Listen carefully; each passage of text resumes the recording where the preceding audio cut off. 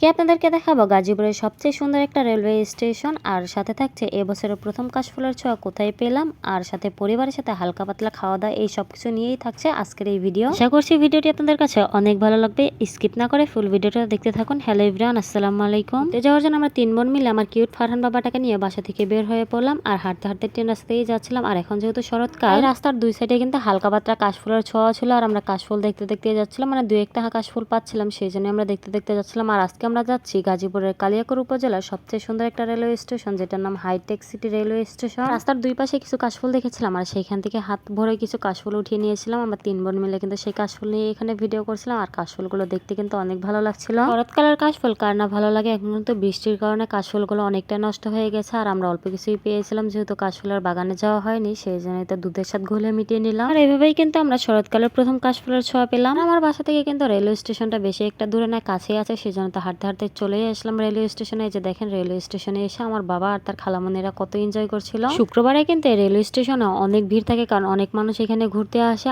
আর আমরা কিন্তু শুক্রবার ছাড়া এসেছিলাম, সেই জন্য অনেক সুন্দরভাবে ঘোরাঘুরি করতে পারছিলাম, কারণ মানুষজন অনেকটাই কম ছিল। আর আমার বাবাটাকে তো যেখানেই ছেড়ে দিই, মানে খোলা জায়গায় ছেড়ে দিলেই সে খুশি, অনেক দৌড়াদৌড়ি করে আর অনেক বেশি এনজয় করে। আপনারা সবাই আমার বাবাটাকে মাশাআল্লাহ বলে যাবেন। যেদিন ঘুরতে এসেছিলাম সেই দিনের ওয়েদারও কিন্তু অনেক বেশি সুন্দর ছিল। যে দেখেন আপনারা আকাশটা দেখলেই বুঝতে পারবেন যে কতটা সুন্দর ওয়েদার ছিল। আর যে দেখেন রেলওয়ে স্টেশনটা কত বড় আর অনেকটাই কিন্তু সুন্দর। আমরা হাঁটাহাঁটি করছিলাম, আর আমার ফারহান বাবা দেখেন একদরে টিকিট কাউন্টার এখানে চলে এসেছে, যেহেতু টিকিট কাউন্টার সেই সময় ফাঁকাই ছিল, মানে এই টিকিট কাউন্টার সবসময় ফাঁকাই থাকে ধরতে গেলে। টিকিট কাউন্টার ফাঁকা থাকার কারণ হলো এই রেল স্টেশন থেকে যাতায়াতের কোনো সুবিধা নেই, মানে সারাদিনে মাত্র একটি ট্রেনে ঢাকার উদ্দেশ্যে এই রেল স্টেশন থেকে ছেড়ে যায়, আর সেই জন্য কিন্তু যাত্রীদের আনাগোনা এই রেল স্টেশনে কোনোভাবেই নেই, যারাই আসে শুধুমাত্র ঘুরতেই আসে। এত সুন্দর একটা সম্পদ আমাদের কালিয়াকৈরে থাকার পরও কিন্তু অবহেলা অনাদরে পড়ে আছে, চারদিকে অবহেলা অনাদরের কারণে কিন্তু রেল স্টেশনটার অনেকটাই ক্ষতিগ্রস্ত হচ্ছে। আর আমাদের কালিয়াকৈর রেল স্টেশনটা নির্মাণ কাজের জন্য ব্যবহার করা হয়েছে কিন্তু অর্ধ শত কোটি টাকা। ভাবা যায় এত সুন্দর আর এত দামি একটা জিনিস, আমাদের দেশের একটা সম্পদ, যেটা কিনা অবহেলা অনাদরে দেখেন একদমই নষ্ট হয়ে যাচ্ছে। কর্তৃপক্ষ যদি আমাদের এই স্টেশনটার দিকে একটু নজর দেয়, তাহলে হয়তো বা এখানে রেল চলাচল স্বাভাবিক হতে পারে,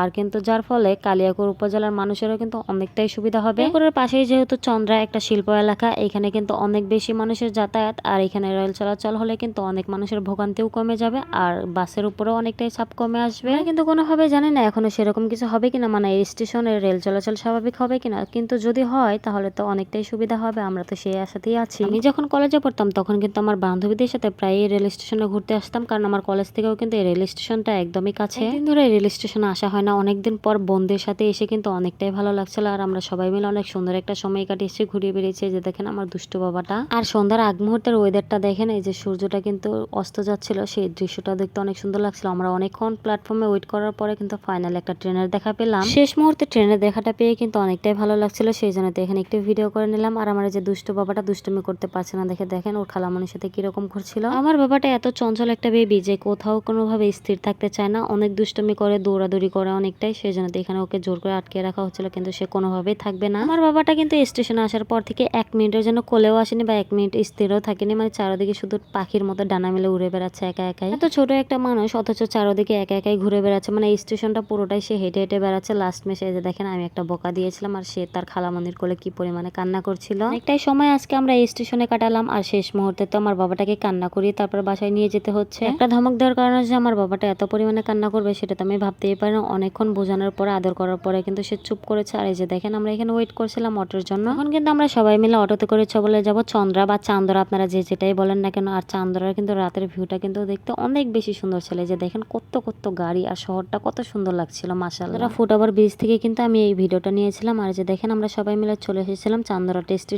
কফি খাওয়ার জন্য। আমরা 3 বোন মিলে কফি অর্ডার দিয়ে কিন্তু বসেছিলাম, আর এর মধ্যে দেখি ফারহানের বাবাও চলে এসেছে আমাদের সাথে দেখা করার জন্য। আর সেই সময়টুকু কিন্তু ফারহান তার বাবার সাথেই ছিল, আর আমরা কফিটা খেয়ে নিচ্ছিলাম। কফি খাওয়া শেষ করে চলে যাবো আমরা চন্দ্রা স্ট্রিট ফুড খাওয়ার জন্য। আর এই স্ট্রিট ফুডের মধ্যে কিন্তু আমরা নিয়েছিলাম বট, হালিম, পরোটা, এই সমস্ত কিছু খাওয়া দাওয়া শেষ করে এখন আমরা চলে যাবো বাসায়। আজকের ভিডিওটি কেমন লেগেছে অবশ্যই জানাবেন। আপনাদের সাথে দেখা হচ্ছে পরবর্তী ভিডিওতে। আল্লাহ হাফেজ।